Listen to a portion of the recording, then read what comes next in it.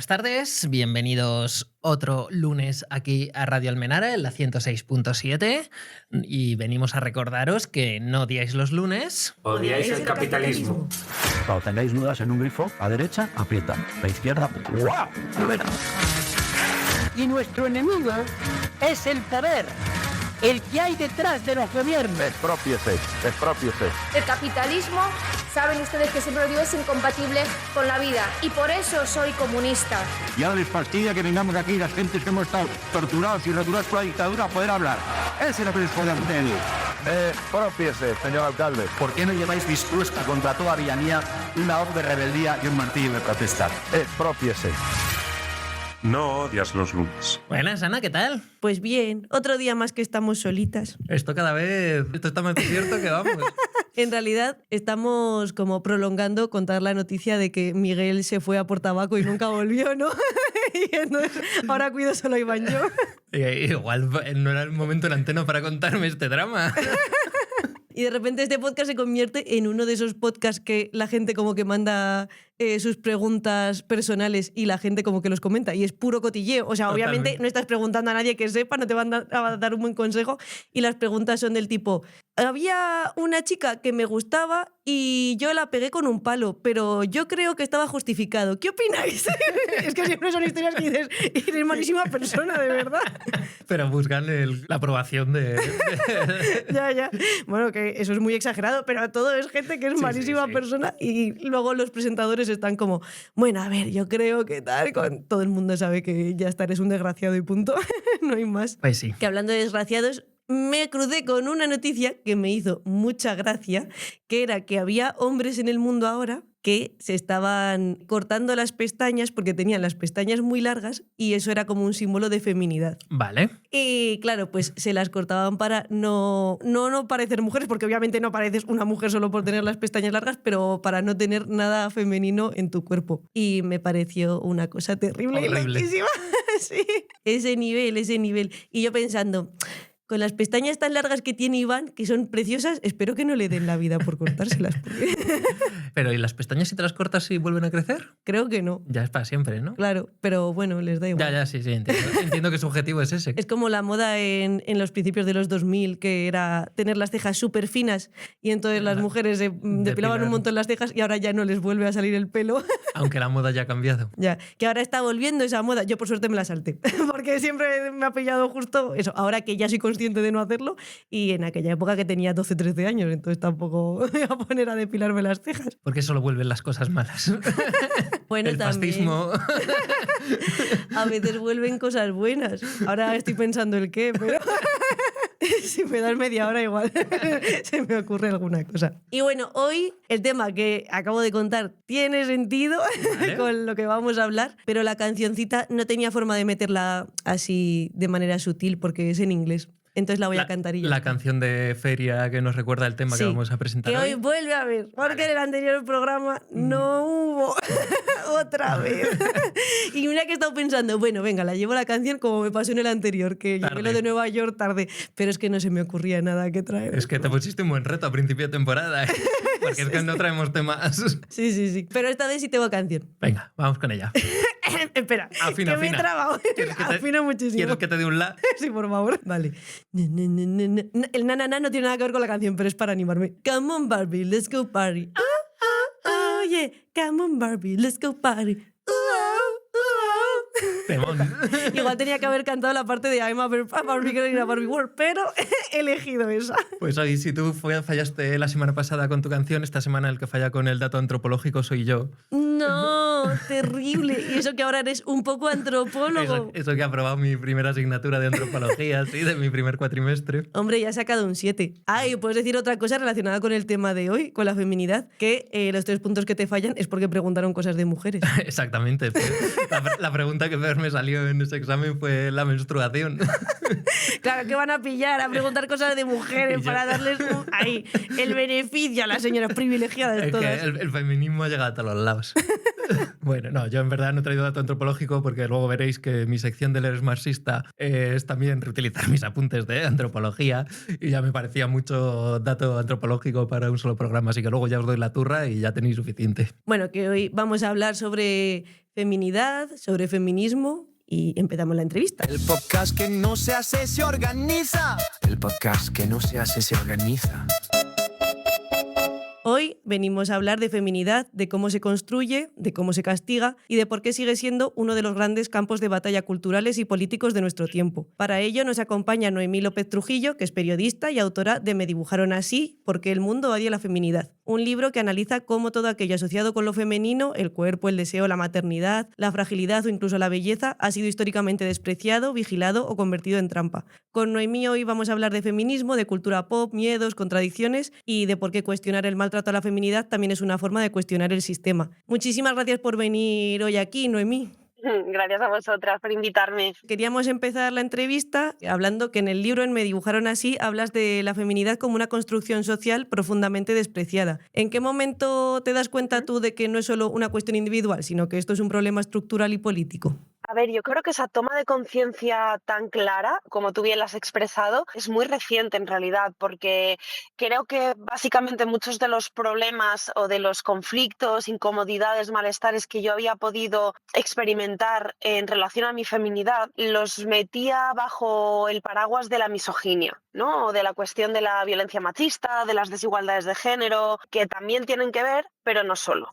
Entonces, creo que es muy importante nombrar la femfobia, ¿no? El desprecio y la infravalorización sistemática de la feminidad, precisamente porque es distinta de la misoginia. O sea, muchas veces van de la mano y muchas veces el objetivo son las mujeres y atacar la feminidad o instrumentalizarla o regularla de alguna manera, digamos que es la munición, pero muchas veces va por separado, porque cuando vemos que, por ejemplo, la femfobia también afecta a los hombres, por ejemplo, ¿no? En cuanto se pone un elemento femenino, ahí lo que se está atacando es precisamente, ¿no? La feminidad, porque se considera algo menos serio, menos respetable, que te construye en menor medida como un hombre, etcétera. Entonces creo que es importante separarlo, también precisamente porque opera de una manera muy específica en cuestiones como la violencia sexual. Así que la toma de conciencia en realidad viene desde hace, pues no sé, te diría como 5 años, justo cuando empiezo a rodearme de amigas fem con las que hablamos de manera muy concreta, ¿no? O hablamos de esas experiencias en relación a la feminidad y nos damos cuenta de que no solamente es por ser chicas, ¿no? De hecho, muchas veces lo que me ha sucedido es que me he dado cuenta a raíz de hablar con mis amigos maricas, precisamente porque hay experiencias que se solapan o que son muy similares y son personas con las que a lo mejor yo tengo bastante más en común en algunas cuestiones que con otras mujeres, que para ellas la feminidad no es algo esencial de su identidad, ¿no? O es relevante de su identidad como para otras amigas, amigues, amigos que tengo. Entonces viene un poco de ahí, de lo experiencial, de poner experiencias en común y a raíz de ahí empezar a interesarme también por buscar pues un poco de pensamiento fem, ¿no? Pues a raíz también de leer a Sophie Lewis, tiene un texto precioso hablando de cómo las mujeres rubias, por ejemplo, han sido siempre históricamente entendidas como tontas, frívolas y demás, y hace una reivindicación pues muy hermosa, ¿no? Y a raíz de leer a pensadoras que no necesariamente no, es que no vienen de la academia, es cuando yo he empezado a darme cuenta de que la feminidad era algo que había que reivindicar y reivindicarlo desde un lugar feminista, precisamente. Es muy interesante lo que has dicho también de que a los hombres les afecta esto, ¿no? Es que justo antes estábamos hablando de una noticia que salió de que los hombres se cortaban las pestañas y las tenían largas para no parecer femeninos este nivel. Y bueno, en el libro justo hablas de que no deberíamos hablar de la deconstrucción de la masculinidad, sino más bien de la construcción o la búsqueda de la feminidad, porque vemos eso, que a los hombres se les educa en una masculinidad definida como lo opuesto a lo femenino, como que tienes que ir en contra de ser mujer, que ser mujer es malo, todo lo que venga de ahí, de lo femenino.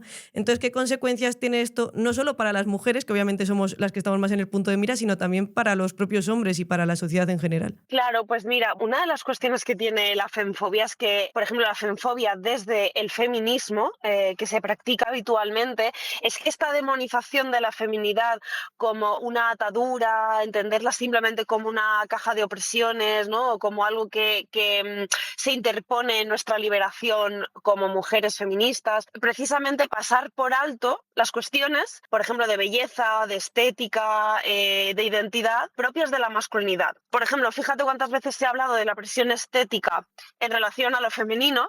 De hecho, no hay una conceptualización de la presión estética que no sea vinculada a lo femenino.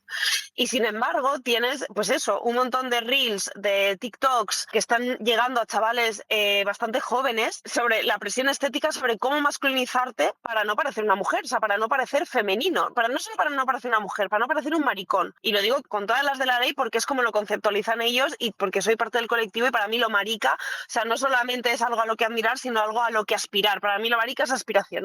Pero para ellos no, precisamente porque te acerca a una idea de ser menos hombre. Entonces, esto no se trata solamente de no parecer mujeres, sino de no parecer menos hombres. Y precisamente los que parecen menos hombres son los hombres maricas o aquellos hombres que pueden ser leídos como maricas que abrazan la feminidad. Hombres queer en general, no solamente maricas, porque creo que también lo marica está como, aunque para mí no, puedo entender que socialmente tiene una connotación muy vinculada a la orientación sexual y en ahora mismo yo lo estoy reivindicando más allá de eso, ¿no? Como un sentir identitario. Y todas esos reels, esos TikToks sobre cómo debe ser, parecer y actuar un hombre, están llegando un montón de chavales jóvenes. Entonces siempre estamos como problematizando la presión estética para las chicas, que correcto, o sea, necesario, pero nunca se problematiza la presión estética masculina y masculinista, de entender lo masculino como una forma de supremacía sobre lo femenino, pues precisamente alejándote de cualquier forma de feminización.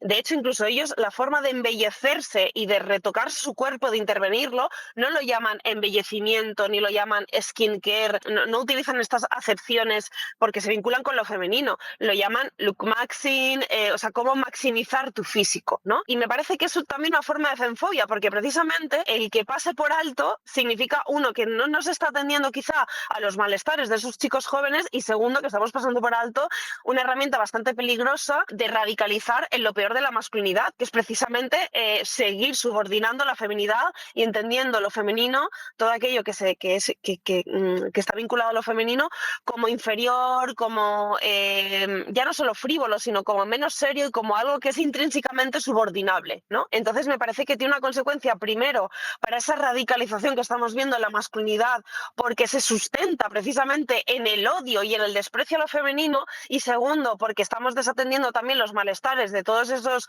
chicos y chiques, o sea, de toda aquella persona que no es mujer, que se alinea con lo femenino, estamos desatendiendo esos malestares de personas que se alinean con lo femenino, que abrazan la feminidad y que también les afecta. Cuando hemos visto que han absuelto al tipo, creo que era de una hamburguesería famosa, no recuerdo la marca, entonces no la voy a mencionar, pero bueno, una famosa hamburguesería donde un tipo le grita maricón, travelo, etc., palabras similares a un chico que obviamente venía del orgullo LGTBI y que estaba enmarcado en lo que podríamos entender como marica, no le estaba solamente atacando por su orientación sexual, por supuesto que era homofobia, pero también había una cuestión de entender peor, despreciable y atacable, ofensivo a su masculinidad, desafiante a su masculinidad, a la hegemonía masculina, cómo iba vestido con unos shorts cortos y un crop top femenino y brilli y medias de rejilla, que son elementos eminentemente femeninos. Entonces, la homofobia también está muy vinculada, por ejemplo, con la femfobia y no podemos desatender esta cuestión, tenemos que entender cómo opera.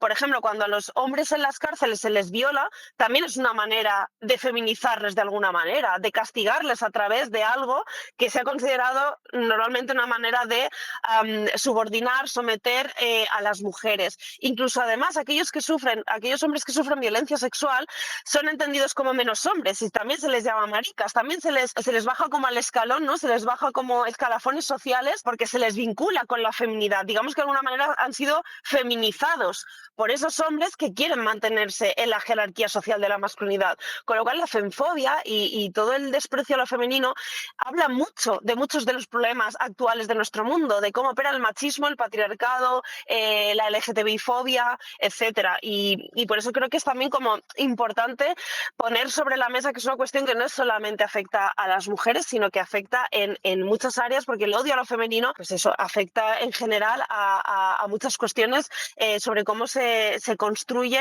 y cómo se relaciona relacionan los hombres y la masculinidad. Claro, y desde esta construcción de la masculinidad que nos hablabas, donde lo femenino, como decías, aparece pues como algo débil, superficial o frívolo o incluso peligroso, ¿tú crees que reivindicar esta feminidad en contra de esto puede ser hoy un gesto político y transformador incluso? Sí, o sea, claro, para mí lo es, sin ninguna duda, sin titubeos lo digo. El problema es que reivindicar la feminidad a día de hoy, que además ha sido cooptada por los sectores más reaccionarios, rancios y tradicionalistas habidos y por haber, de hecho, ya vemos, ¿no?, como muchas de las mujeres de Trump, o incluso, ¿no?, en mujeres vinculadas a la extrema derecha, utilizan la feminidad y la imposición de la feminidad y la palabra feminidad como una forma de reivindicación. Entonces, para mí el gran problema, el gran reto es que en un momento cultural que rema totalmente en contra de la reivindicación de la feminidad, porque esta ha sido cooptada por estos grupos fascistas que tratan de imponer una visión tradicional de la familia, de la mujer, del hombre, de las infancias en general, etc., pues claro, el gran reto es precisamente sacarla de ahí, entender que la feminidad, por supuesto que no es solamente eso, y que haya sido cooptada por esos sectores no resta ni un ápice de verdad a todo lo que yo estoy diciendo, porque ellos la cooptan precisamente para seguir considerándola inferior, es decir, para seguir manteniendo un statu quo en el que la feminidad está por debajo y la masculinidad está por encima, lo cual es la tesis precisamente de la femfobia, ¿no? Sacarla precisamente de esa ecuación y de esas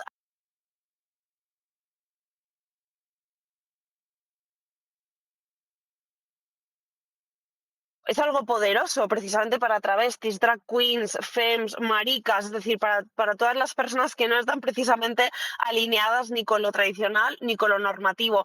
Pero más allá de eso, y termino con esta pregunta, creo que es importante poner el problema de la femfobia sobre la mesa y reivindicar la feminidad, ya no solamente para todas aquellas personas que no son normativas y que rompen las reglas, ¿no?, y que están en el objetivo de ataque principal, por así decirlo, sino porque es un problema real y no necesitamos tampoco que para defender la feminidad solo sea practicada por personas que están fuera de la norma. Para mí, mis principios feministas y fem, por así decirlo, están precisamente con quienes incluso aunque no reivindiquen la feminidad desde un lugar más revolucionario o más transgresor, también van a ser atacadas por su feminidad. Igual que mi feminismo no está solamente con las mujeres que se consideran feministas, sino con todas aquellas mujeres que el día de mañana, independientemente de sus postulados y de sus principios políticos, pueden sufrir, por ejemplo, violencia sexual. Para eso está mi reivindicación, ¿no? Y precisamente creo que no se trata solamente de acotarla a un determinado colectivo o una determinada expresión que podríamos considerar menos normativa o más transgresora, como decía, sino que lo fem es para todo el mundo, incluso para aquella gente que está en contra de mi predicación fem. Claro, te queríamos preguntar también, porque en el libro también hablas de la doble vara que hay de medir muy clara entre ciertas frivolidades, contradicciones o excesos que se toleran mucho más en los hombres, como pones de ejemplo el fútbol, por ejemplo, que en las mujeres, ¿no? ¿Y por qué crees que a vosotras se os exige siempre esta coherencia, pureza, esta ejemplaridad en todos los sectores? O sea, por un lado, creo que opera esta conjunción que decía antes de la misoginia y la femfobia. Creo que es verdad que cuando incluso tú practicas gustos o tienes gustos culturales o hobbies que forman parte del ámbito que podríamos decir masculino, también estás bajo más escrutinio precisamente porque se considera que como mujer no puedes estar a la misma altura intelectual que los hombres. Pero por otro lado está la cuestión de que si te gustan las cosas consideradas de chicas, es decir, femeninas, vas a sufrir también ese escrutinio o ese desprecio precisamente porque no se consideran cuestiones suficientemente serias o de suficiente entidad, ¿no? Creo que van por separado y que a veces van de manera conjunta. Creo que, por ejemplo, si tú eres una chica o una feminista, por ejemplo, a la que le gusta el fútbol, vas a tener bastante más estatus que si, por ejemplo, dices que eres feminista y te gustan las Barbies, te gusta leer Vogue y dices que tu mayor hobby es ir a la peluquería. No te van a tomar en serio. Y si eres un hombre, tampoco. Pero si eres una mujer que, por ejemplo, dice que le gusta el fútbol, que pasa de las cosas de tías, que maquillarse y ir a la peluquería es un derroche de tiempo y que además a ella lo que le gusta es leer, pues no sé, a Dostoyevsky y el Manifiesto Comunista, aunque se te pueda cuestionar y aunque los hombres efectivamente siempre van a hacer como una manera de rebajarte un poquito porque no puedes estar a su altura, el estatus social que tú recibes es muchísimo mayor que si tú, siendo hombre o mujer, dices que te gustan las cosas de chicas. Entonces creo que los escrutinios son diferentes y sí que creo que a día de hoy en gran parte de los ámbitos masculinizarse ya sea a nivel cultural o a nivel identitario, estético, es un factor de protección y un factor de lograr respetabilidad. Totalmente. Eso a mí también me ha atravesado, como a todas las mujeres. Entiendo que en algún momento como que has intentado ir más por el camino de los hombres. Es más, una de las razones por la que yo quería ir por ciencias era para demostrar que las mujeres podíamos estar en ese campo. O sea que hasta ahí te llega a atravesar hasta lo que eliges de carrera. Fíjate que las mujeres, que esta es otra forma de femfobia, porque las mujeres siempre hemos estado en la ciencia, o sea, lo que pasa es que la manera de entender la ciencia es súper masculina, es decir, que ciencia es lo que ha estado siempre extremadamente masculinizado y lo que la masculinidad considera más respetable, que es matemáticas, física, pero no, por ejemplo, ni medicina ni biología. Porque en realidad, por ejemplo, biólogas o científicas sociales del tipo psicólogas, hay muchísimas grandes investigadoras y siempre han formado parte de la ciencia. Lo que pasa es que eso no se considera ciencia pura. Con lo cual, o sea, ya incluso dentro de la ciencia es como, no, pero eso son las ciencias, ¿sabes?, de segunda, precisamente porque las han practicado habitualmente o eran como ciencias un poco más feminizadas, ¿no? Entonces, fíjate, incluso hasta en esos casos es como que es como muy difícil escapar a todo el tema de la femfobia, la verdad. Sí, o sea, como bien decías. Totalmente. Y entre las frivolidades de las que nos acusan a las mujeres, es que estaba viendo Fleabag con mi pareja cuando estábamos preparando esta entrevista, y había una escena que me parece muy clara para hablar de esto, en la que la prota y su hermana son las únicas que levantan la mano cuando en una charla feminista preguntan que quién daría 5 años de su vida por tener el cuerpo perfecto. Y entonces ellas se ríen diciendo, es que somos fatales feministas, solo nosotras daríamos 5 años. Pero bueno, seguramente eso, ellas piensan que para ser una buena feminista solo puedes querer lo que la gente llama belleza natural, que aparentemente es liberador, pero como mencionas en tu libro, este discurso de la belleza natural convive con un contexto de resurgimiento del fascismo y la reacción antifeminista, realmente, que es justo lo que estamos viviendo ahora en este momento. Entonces, ¿qué riesgos ves en cómo se está utilizando esta idea de lo natural, entre comillas? Pues claro, bueno, pues un poco lo que tú has dicho, o sea, para mí el mayor riesgo es precisamente naturalizar todos aquellos procesos que conllevan un trabajo, que no son necesariamente amables, y que llevan un esfuerzo y un trabajo, y precisamente naturalizarlos es despojarlos de su condición de trabajo, de todo lo feo que conlleva un proceso, ¿vale? Te pongo un ejemplo. Cuando la película Barbie de Greta Gerwig no fue nominada a los Oscar por maquillaje y peluquería, que además esto me dio muchísima rabia porque cuando algunas de nosotras dijimos, es que no han nominado a Barbie a los Oscar, tal, enseguida saltaron las típicas voces, por supuesto, porque ellas no son chicas, ellas son intelectuales de verdad. Digamos que nos acusaron de no puede ser que el feminismo suponga que porque hay una película de chicas dirigida a un público femenino, hecho por una mujer, etc., tenga que ser nominado a los Oscar, ¿no? El feminismo no es esto, venían a decirnos. Era como, no lo habéis entendido, no es una cuestión de que nominen o no a Barbie en general a los Oscar, es la cuestión de que no nominen a Barbie a mejor maquillaje y peluquería. ¿Por qué digo esto? Porque el hecho de que se pase por alto todo el trabajo que supone de maquillaje y peluquería de Barbie significa que se ha naturalizado que ese maquillaje y esa peluquería es fácil, que es prácticamente, abro paréntesis o abro comillas, natural. Se ha naturalizado ese trabajo cuando aparentar, o sea, representar a todas esas Barbies, hacer que Margot Robbie luzca con esa piel impecable, con ese cabello, que incluso la rugosidad de la piel cambia en función de cuando Barbie está en el mundo real y cuando está en Barbilandia, el pie, la manera de andar con los zapatos, todo el despliegue de diferentes vestidos que hay, o sea, que todo eso se haya hecho precisamente sin que sea premiado es porque el ojo no está acostumbrado a considerar que eso sea un trabajo. De hecho, es que ni lo ve. Los hombres creen que las mujeres lucimos así de manera natural. Para mí ese es el gran problema. O sea, para mí la cuestión no es que todas tengamos que lucir así, sino que quienes quieren lucir así, que reconozcamos que hay un trabajo de artificialidad, de performar. Todo el mundo lo hace, pero el problema es que la feminidad se ha considerado como una manera natural. Entonces, en el momento en el que tú te desnaturalizas, es decir, que te quitas las pestañas postizas, que te quitas las uñas, que de repente te mojas el pelo y lo tienes rizado, incluso lo tienes frizz, que de repente no tienes los ojos tan rasgados porque era efecto del eyeliner, que no tienes la piel impoluta porque era fruto de la base de maquillaje que te habías puesto. Cuando quitas todos esos elementos, de repente a los hombres es como, es un monstruo de la naturaleza, me estaba engañando, engañando, todo esto son argucias precisamente para engañarnos, para engatusarnos, no es una mujer natural de verdad, y hay como toda esta construcción narrativa de que utilizamos el maquillaje para engatusarles y para engañarles, porque se considera que la feminidad o es natural o es una cosa monstruosa. Pero es que la feminidad natural, igual que la masculinidad natural, no existe. Que un hombre se corte el pelo, se deje barba y elija ponerse una camiseta de manga corta de, no sé, de Satranques Jaén, es performar su masculinidad. Y que tenga menos elementos decorativos no hace que sea más natural, no se acerca más a la naturaleza de nada. Entonces, para mí el gran problema de la de Barbie es que evidenció que un trabajo que lleva horas y horas y horas y que lleva un gran, tremendo conocimiento de colorimetría, de texturas, de formas de maquillaje, de cómo aplicar la base, de cómo tal, que no se toma en serio. Y precisamente esa es la base de la desigualdad o de la división sexual del trabajo, que precisamente las tareas feminizadas se consideran menos serias, de menos esfuerzo, de menos conocimiento, menos profesionalizadas, etc. Entonces, para mí el gran problema era ese, porque luego los hombres consideran que la feminidad natural luce así. Y para mí, naturalizar esos procesos, para mí es lo preocupante. Además, sobre todo, qué tipo de procesos, la manera en la que a veces incluso esos procesos aparentemente se muestran.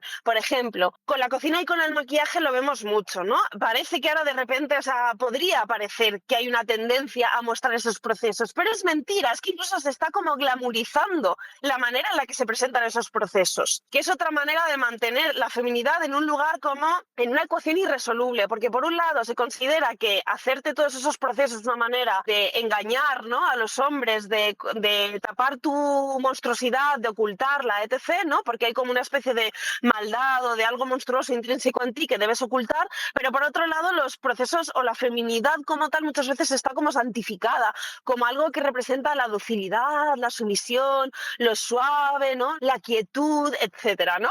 Y entonces a mí me hace mucha gracia porque precisamente hay como una parte incluso de mujeres que quieren como mostrar esos procesos como intentando romper con esa cuestión de no, mira, ves, las mujeres en realidad lucimos así, nos hacemos todo esto y mira cómo me hago las uñas y mira cómo me maquillo. Pero incluso esos procesos están glamorizados porque hacerse las uñas es una cosa muy fea a la vista, es desagradable, se te escaman las uñas, se ven cortas, las cutículas están levantadas, o sea, hasta que la uña luce larga, hasta que la uña luce como en el vídeo final, el proceso es feo. Es un proceso casi que se parece más a limpiar un bote sinfónico que a cualquier otra cosa.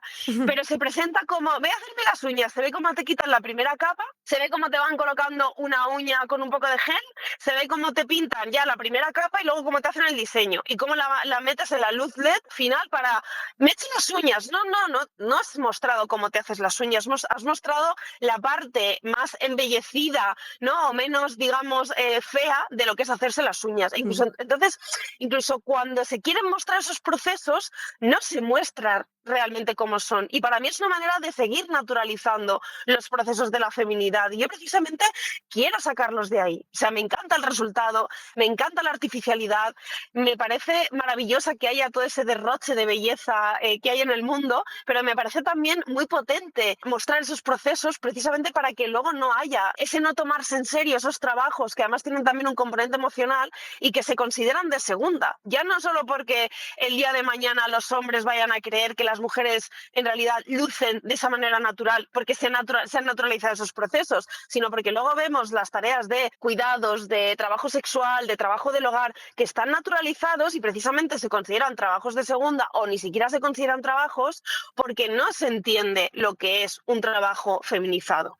Y para mí ese es el gran problema y lo que me parece preocupante de toda esta corriente también, pues de lo natural, ¿no? Que se naturalizan cosas que no son naturales porque en realidad lo natural y lo artificial en este mundo no conviven de manera disociada. Con lo que has dicho de la manicura, por decir una cosa que he vivido en persona, es que cuando te haces la manicura es verdad que te queman la piel y como que todas las mujeres llegan y no saben que te queman la piel cuando te haces la semipermanente y cosas así. Y yo es que es verdad, no sabemos nada, como que solo se muestra la parte bonita y no ves todo lo que hay detrás, que te has tirado ahí una hora, te han hecho muchísimo daño. Eso es. Y en este programa nos gusta siempre terminar mirando un poco hacia adelante con una mirada optimista y creyendo un poco en utopías. Entonces, después de todo este análisis crítico sobre la feminidad y el cuerpo y la educación que recibimos, ¿dónde encuentras hoy motivos para la esperanza? Ay, qué pregunta tan bonita. Pues para mí la esperanza es un trabajo. Creo que no es tanto una cuestión de esperar a encontrar atisbos de esperanza, sino que creo que hay como que levantarse cada día y trabajar por alcanzar la belleza, ¿no? Y lo bello que hay en este mundo. Y para mí eso se encuentra precisamente en cultivar las amistades, en cuidar a mis amigas fem, en dedicar mi rato y mi tiempo para performar mi feminidad, en buscar esos ratos de construir una feminidad monstruosa y poderosa, también incluso en comer, ¿no? En coger en un mundo en el que cada vez nos quiere más delgadas y quiere que desaparezcamos, pues me parece muy poderoso el sacar mis ratos de comer y llenarme de energía para poder hacer cosas, para poder protestar, para poder enfadarme, para poder darme cuenta de las cosas que están mal en el mundo. Encuentro esperanza, o digamos que trabajo la esperanza con mi hijo, ¿no? Viéndole crecer y viendo cómo las infancias son inherentemente, ¿no?, como un lugar de esperanza, precisamente porque no hay un futuro escrito para ellas, ¿no? Y somos responsables del legado que les queremos dejar. Pues en todos esos lugares cotidianos creo que hay algo individual y colectivo a la vez que para mí funciona muy bien y que me mantiene con una esperanza airada, diría, porque la esperanza no es una cosa como de optimismo cookie, sino como saber dónde colocar tu ira y dónde colocar tu ternura. Y para mí esos lugares, esas actividades, esas formas de cuidar es donde yo decido colocar mi trabajo en relación a la esperanza. Sí. Pues totalmente de acuerdo. Aquí siempre defendemos a las amigas, desde luego, pero a la ternura, al cuidarnos, y ahí es donde yo también pongo mi esperanza, donde la pone Carlos y todo el mundo en este programa. Así que muchísimas gracias por haber compartido este ratito con nosotras y nada, esperamos escucharte y ver más libros tuyos pronto. Muchísimas gracias a vosotras por contar conmigo, ha sido un placer de charla. ¿Eres marxista? Pero todavía no lo sabes. Bueno, pues ya estamos aquí en el Esmasista y hoy os traigo una sección que, como os decía, está sacada directamente de mis apuntes de antropología, que por eso os comentaba que no os había traído dato antropológico para no daros tanto la chapa con lo mío. La sección que os traigo es relacionando el capitalismo con los monstruos, es decir, con el terror más clásico. Una de las funciones que... No con el monstruo de las galletas. No con el monstruo de las galletas. ¡Galleta! ¡Galleta! ¡Galleta! Seguro que el monstruo de las galletas también tiene alguna relación con el capitalismo. Hombre, seguro. Con el consumo desaforado de galletas. De Chips Ahoy. Galleta debe significar mucho para mí. Bueno, pues es que una de las funciones que siempre han tenido las historias de terror es entender y aprender a enfrentarnos a nuestros miedos reales. ¿Y qué puede dar más miedo que el capitalismo? Por ello, desde la aparición del capitalismo se han creado historias de terror que lo reflejan. Ya Marx usaba la figura de los vampiros para explicar cómo la clase propietaria de los medios de producción lograba acumular capital chupando la sangre de los trabajadores. Es usted el primero que ha capturado un espécimen vivo. ¿Qué he capturado exactamente? Un vampiro. Pero esta vinculación se ha dado en muchos sitios y épocas. Muchas supersticiones, por ejemplo, traigo supersticiones africanas que durante la época colonial relacionaban los ricos desalmados y su deseo de obtener riqueza y cómo esto les convertía en una amenaza social, y sobre ellos proliferaban historias de zombies, de brujerías, de vampiros, y esto ha pasado por toda África. Os traigo varios ejemplos así cortitos, pero para que os hagáis una idea. Por ejemplo, los Bembas, que son una tribu del norte de Zambia, que cuando ellos empiezan a trabajar en las minas como consecuencia de la colonización y empiezan a trabajar para los europeos, la sociedad empieza a pasar hambrunas. Por el cambio de modo de trabajo empiezan a producirse aquí, y aquí se empiezan a desarrollar teorías según las cuales para ellos los europeos contrataban africanos para que capturasen a otros africanos con el fin de apropiarse de su sangre y suministrársela a sus patrones europeos. Un poco el Jeffrey Epstein de la época colonial. Este tipo de vampiros se conocían como Banjamá. Las denuncias iban casi siempre dirigidas contra los misioneros llamados los Padres Blancos. ¿Por qué iban contra estos misioneros en concretos? Había varios conflictos con ellos. Estos misioneros hablaban francés y hasta entonces esto había sido colonia británica. Bueno, siempre fue colonia británica. Entonces, como no los entendían, no tenían tantos seguidores como los misioneros británicos, estos, al no tener seguidores, necesitaban mano de obra para construir sus escuelas, para trabajar su agricultura, y lo que hacían es usar como mano de obra a los niños que habían cogido para escolarizar. Y esto, por lo que sea, pues no sentaba muy bien a la gente de la zona, lo de la mano de obra esclava de niños. Vaya, ¿por qué no? Si ahora se vuelven a aprobar leyes en ese sentido, ¿no? Como en algunos estados de Estados Unidos. Y esto es una de las cosas que hace que les tengan manía y también está muy vinculado al hecho de que se les consideró vampiros el hecho de que eran católicos y no protestantes como los ingleses. Y diréis, ¿y esto qué tiene que ver? Pues es que el rito cristiano, el rito católico, anuncian a bombo y platillo todo el rato e incluso intentan impresionar con ello que beben sangre directamente. Es la sangre de Cristo, claro, durante la ceremonia que todos conocemos. Pero claro, para los africanos esto era una cosa muy loca de que los cristianos hablasen de beber sangre directamente. Mientras bebían pacharán. Y otro componente también importante era que en este tiempo justo empezó a haber una segregación racial entre blancos y negros. Los europeos empezaron a hacer iglesias solo para europeos, separadas de las iglesias católicas que hacían para la población autóctona. Lo que a la población local le hacía sospechar, decía, si no me dejas entrar en tus cultos, pues a lo mejor puede ser porque estás llevando allí ritos vampíricos, ¿no? Uh-huh. Un poco sí. Totalmente. Entonces, aunque esta figura del vampiro, o Banjama, como decíamos que lo llamaban ellos, puede verse como superstición y una figura mitológica, pero está totalmente vinculada con el colonialismo, con la explotación laboral, con la segregación. Es más, las acusaciones directas de Banjama se correspondían a menudo directamente con reivindicaciones por la ausencia o escasez de salario que no les pagaban por la mano de obra, ¿no? Uh-huh. También el incremento de las desigualdades en África supuso un auge renovado de las acusaciones de brujería en gran parte de África Central y del Sur, muchas veces también vinculadas al rechazo hacia las nuevas formas de riqueza en estos países. Hay una especie de brujería que se llama Nkong, Famla, Kupe, Nyongo. Bueno, me he inventado cómo se pronuncian todas estas palabras, o sea que ni caso. Pero no lo digas, hombre, nadie lo va a buscar. Bueno, pues según el país, todos estos son nombres que según el país se llaman de una forma u otra, pero es un poco el mismo concepto, que según entendí en lo que leía, son una especie de brujos zombies que trabajan en unas plantaciones invisibles e incluso deben matar a unos de sus progenitores para así poder obtener la riqueza que antes solo pertenecía a los blancos. Lo que es como una metáfora o una crítica de esas personas africanas que iban en contra de los suyos propios para obtener la riqueza que estaban trayendo la nueva colonización. La creencia de que los nuevos ricos son brujos y que hacen a los demás trabajar para ellos está muy extendida por muchas zonas de África. Uh-huh. Esto es un poco Scooby-Doo en realidad, ¿no? Que luego el malo siempre era el rico. Pues totalmente. Eso es lo que aprendimos de Scooby-Doo. Tenemos que traerlo a un héroe marxista, ahora que lo pienso. La verdad es que sí, como desmitificación de... Sí. La gente sería un vampiro. No, era otro colonialista. Bueno, veamos quién es el monje fantasma en realidad. Se dice olvidad. Por ejemplo, ya más recientemente en el cine africano se puso muy de moda en un momento el cine de Nigeria, cuyo subgénero más famoso es el juju, que tampoco sé cómo se pronuncia. Yo leo que Yuyu. Yuyu. Por ejemplo. No sé. Pues este tipo de cine está dedicado a figuras sobrenaturales, vampiros, espíritus, fantasmas, y casi siempre sirve para lo mismo, de metáfora, para explicar las abundantes injusticias que ocurren en este país. Las pelis de Nigeria son buena mierda, ¿eh? Las que llegan a Netflix. ¿Tú has visto alguna? No. O sea, es que, bueno, sobre este tema no he visto, pero es como si fuesen telenovelas, pero muy locas. Ya. Del nivel este de se caen por las escaleras rodando y ruedan durante media hora.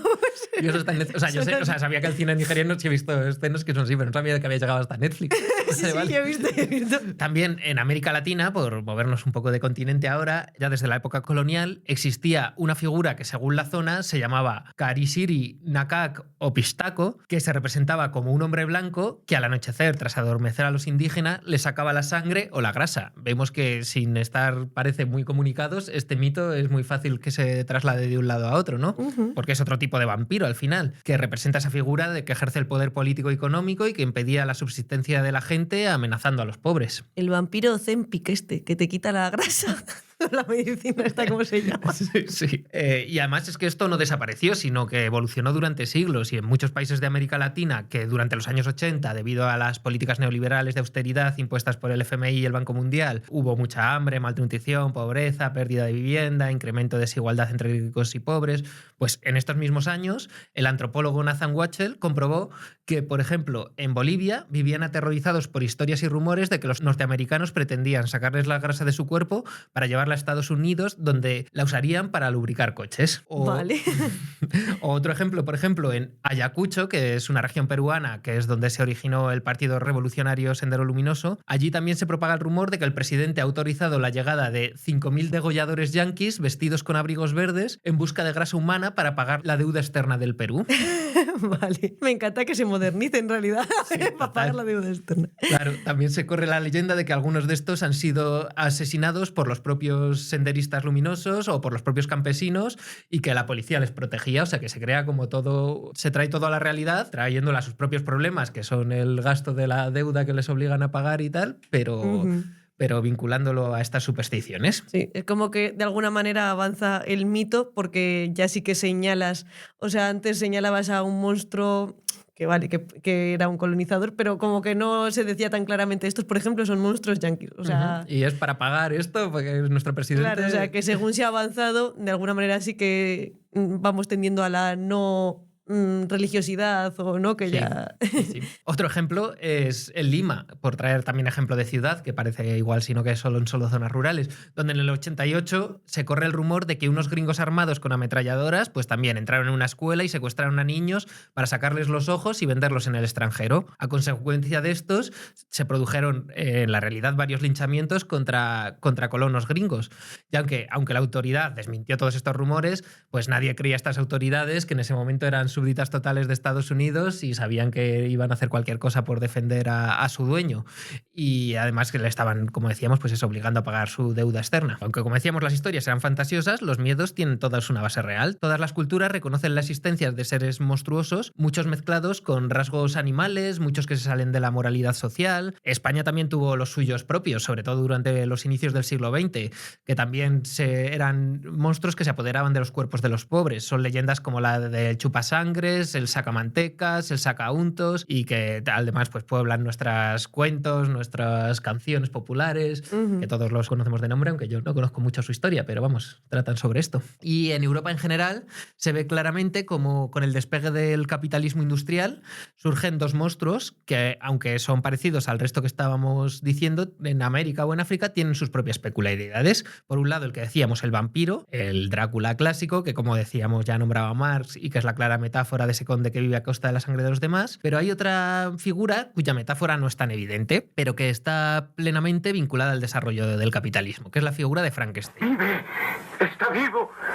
¡Está vivo! ¡Sí! ¡Sí! ¡Está vivo! ¡Está vivo! ¡Está vivo! ¡Está vivo! Y esta es la teoría que más me gustó, en verdad, que no conocía, y fue en el libro de mi profesora de antropología, Paz Moreno Feliu, que es la vinculación de Frankenstein con el inicio del capitalismo, porque es con la llegada de las prohibiciones de los terrenos comunales que existían en Inglaterra, que pasaron a ser cercados y privados, y se acabó con la vida campesina existente hasta ese momento en Reino Unido, porque la vida campesina era insostenible sin esos terrenos comunales, lo que permitía al capitalismo crear una masa de pobres que lo único que tenían para vender era su trabajo a cambio de un salario. Pasaron a ser asalariados. O como diría Milei, les quitaban dinero a los empresarios por su tiempo. Exactamente. Igual esta referencia no la habéis visto, pero bueno, mejor si os habéis perdido ese momento de la vida de ese hombre, madre mía.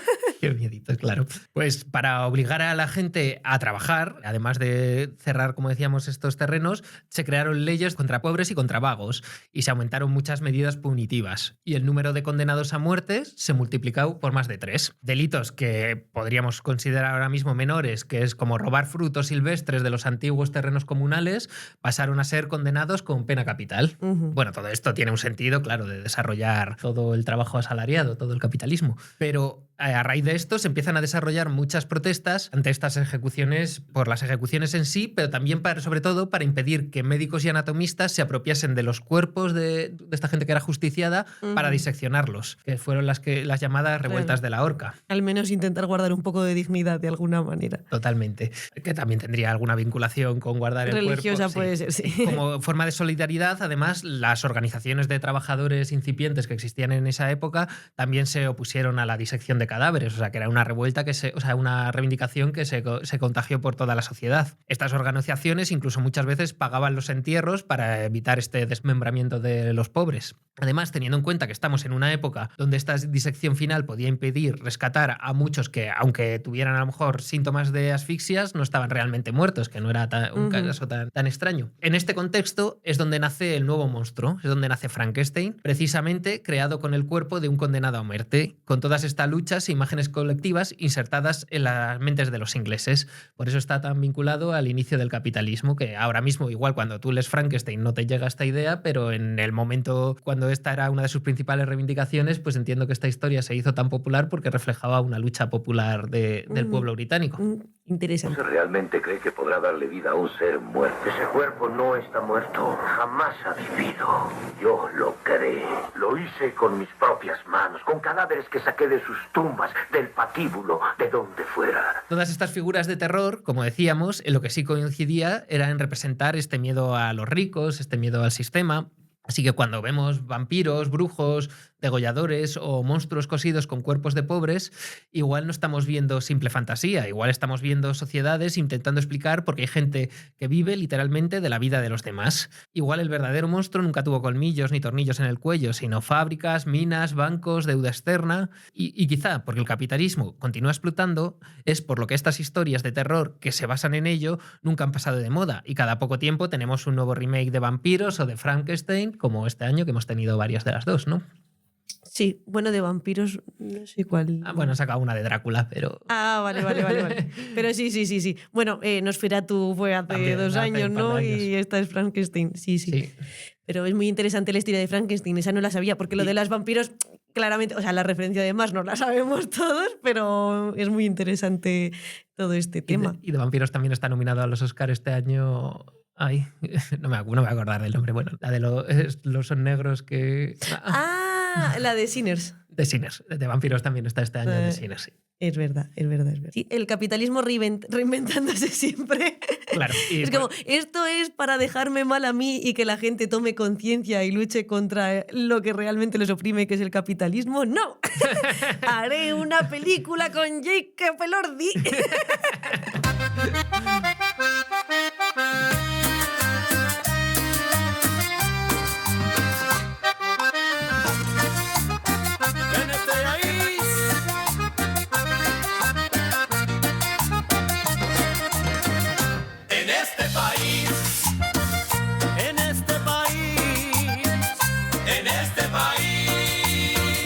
En este programa ya no se puede decir nada.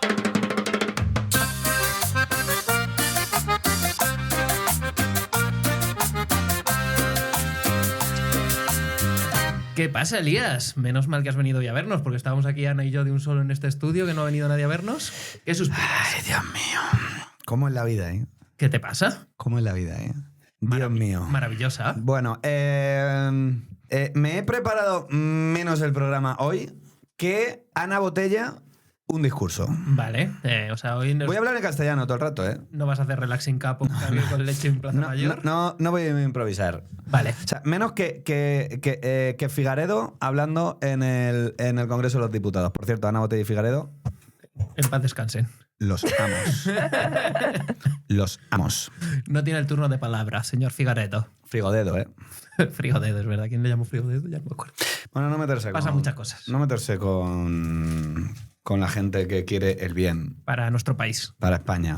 Para el mundo, incluso para las mujeres iraníes. Que es muy importante lo de las mujeres iraníes. Las mujeres ¿no? iraníes, importantísimo. Y los mariquitas iraníes. Ya, ¿eh? Es de las cosas más importantes que ahora mismo... Porque vosotros que... No sé qué, no a la guerra, no sé qué, no, los Goya, no sé qué. Y las mujeres iraníes y los mariquitas en Irán. Claro.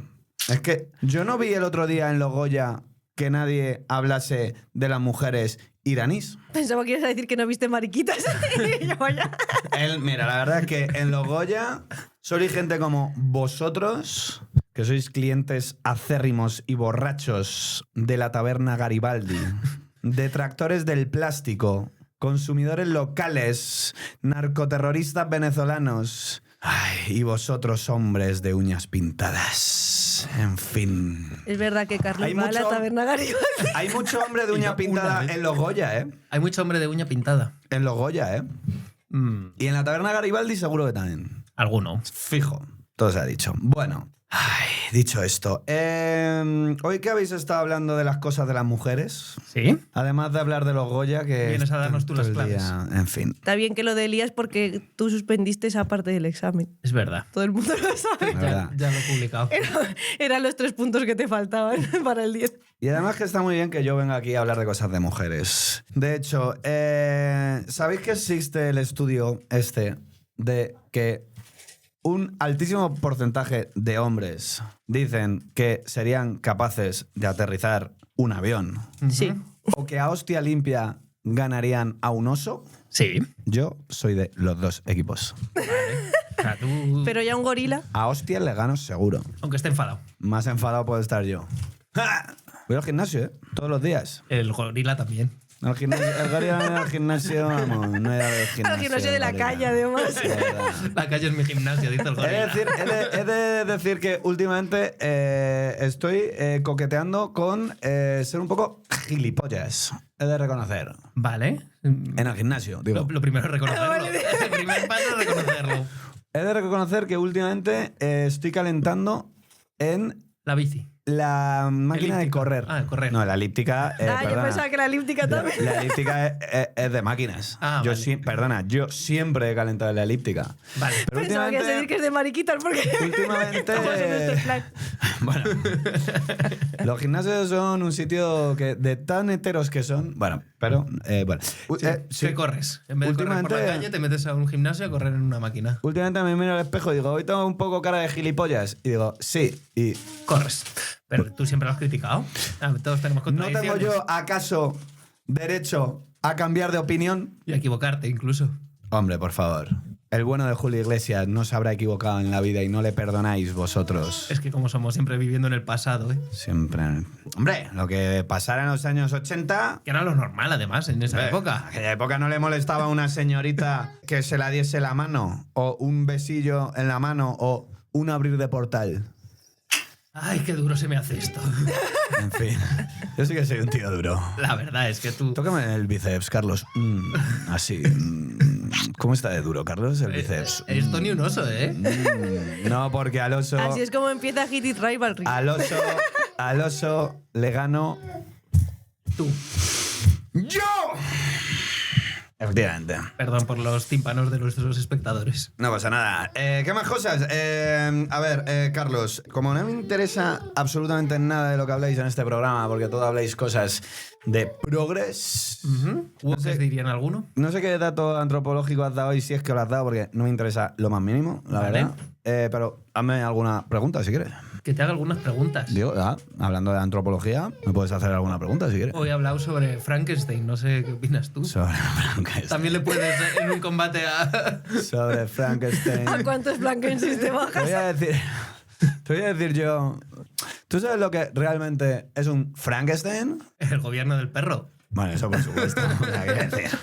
Eso me acuerdo que lo decían mucho. Eso es. Lo más Frankenstein que parió Víctor Frankenstein.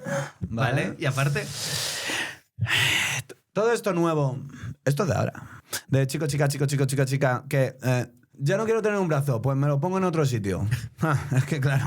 Irene Montero empezó esta moda. Ahí lo dejo. Vale, que nos creemos dioses. No, es que cada día nos creemos una cosa. Cualquier día... Menos mal que está Carlos para responderte porque yo es que me quedo sin palabras. Cualquier día dice la gente que quiere ser un perro y es un perro. Es que... Esto es así. Me extrañaba que no me hubiera sacado el tema materia. Esto es así. Que ya hasta se ha pasado de moda incluso. Esto es así. Que todo son modas. Sí. Estas cosas son modas. ¿Pero tú fuiste a alguna manifestación de Terians? Pero vamos a ver.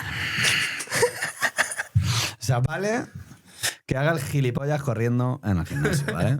Pero vamos a ver. Pero tú crees que una persona decente... Bueno. Tengo que contaros otra cosa, hablando de hacer el gilipollas. Evidentemente no voy a hacer el gilipollas a la Puerta del Sol a ver cómo nadie va a ningún sitio con una careta de cumpleaños en la cara. tengo que confesaros otra cosa. A ver. Bueno, se vienen las intimidades más oscuras del Elías. He salido un par de días en chándal a la calle. No. Sí. ¿Pero y qué hacías? Madre mía. El otro día me han regalado un chándal y... ¿Y te gustas? ¿De repente te gustas con el chándal? No he dicho eso, ¿eh? O sea, pero para salir a la calle con él, no ¿será que hay algo? A sacar a la perra. Bueno, pero ya es algo. Bueno, pero alguno de tus grandes líderes como Jesús Gil también iba en chándal. Jesús Gil, todo un visionario. La verdad que... Por otro lado. Si estuviese en esta época... He de reconocer que yo solo salgo a la calle en una forma que no sea decente si estoy con la ropa de estar en casa, que es la ropa de estar en casa. No voy yo a cualquier labor personal, vamos, 2 veces he salido de casa a, no sé muy bien a qué ahora mismo, una reunión en chándal. Joder. Me sorprendes, ¿eh? España y yo estamos cambiando. Así empiezan los rojos y luego de ahí te vas primero, luego ves los Goya y luego ya... Mira, Carlos, yo entiendo que vosotros sois unos inconscientes y que sois unos Peter Panes, que pensáis que siempre el mundo va a ser de fantasía y piruleta, ¿vale? Lo que pensamos. Pero si de joven no eres de izquierdas, eres no sé qué, y si de mayor no eres de derechas, eres idiota. Yo de joven fui a muchas manifestaciones, ¿vale? Es verdad. Vaya. Te viene alguna. Yo de joven fui a muchísimas manifestaciones. Están saliendo los secretos más oscuros. Yo de joven también era revolucionario como vosotros, ¿sabes? Ya, ¿eh? Luego maduras, te vas dando cuenta que lo importante no es quejarse, sino es centrarte, Y correr en la máquina del gimnasio. tener un trabajo, dar trabajo a otras personas. Y he madurado. Menos mal que hay gente como tú en España, porque es que si no... Efectivamente, y ahora pues estoy a favor de que cada uno haga lo que quiera, ¿eh? Que cada uno haga lo que quiera, pero con cabeza. Vale, pues que yo creo que con estas sabias palabras nos podemos quedar. Yo soy muy liberal. En lo sexual. Uy. Uy.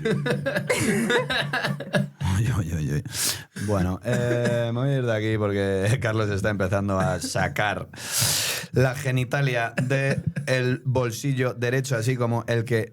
Carlos tiene un agujero en su bolsillo derecho con el cual se saca la genitalia. Menos mal que este programa no se emite en vídeo. Yo me voy a ir yendo de aquí porque me está incomodando. Elías, pero ven para acá, hombre. Acércate un poco más. Carlos, perdona. Yo, mira, no tengo ningún problema con que los mariquitas os beséis en casa y hagáis esas cosas en vuestros bares, pero España no está para esto ahora mismo. Tiene problemas mucho más graves ahora mismo, como las mujeres de Irán. Efectivamente. Así que, dicho esto, viva España, viva la Guardia Civil. Viva. Y viva el buque de la Armada. Y viva Telegram. Y viva Telegram. El buque de la Armada, eso no sé cómo se llama. El buque de la Armada. Así, punto. El que sea. Bueno, yo creo que ya nos podemos ir despidiendo.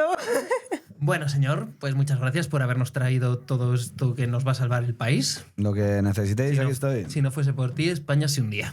Hombre, por mí y por la Guardia Civil. Pues con estas palabras tan bonitas, os dejamos aquí en la 106.7 en Radio Almenara. Muchas gracias a todos por escucharnos. Gracias por venir a mi programa. Y recordad que en el programa de Elías no se ama a España. Pero no se odian los lunes. No se odia a nadie, pero se ama a España. España, tu país, el mío, el de tu vecino, el de todo. Y nuestro enemigo es el poder, el que hay detrás de los gobiernos. Expropiese. El capitalismo, saben ustedes que siempre lo digo, es incompatible con la vida. Y por eso soy comunista. Y ahora les fastidia que vengamos aquí las gentes que hemos estado torturados y torturados por la dictadura a poder hablar. Ese es lo que les puede hacer. Expropiese, señor alcalde. ¿Por qué no lleváis dispuesta contra toda villanía una hoz de rebeldía y un martillo de protestar? Expropiese. No odias los lunes.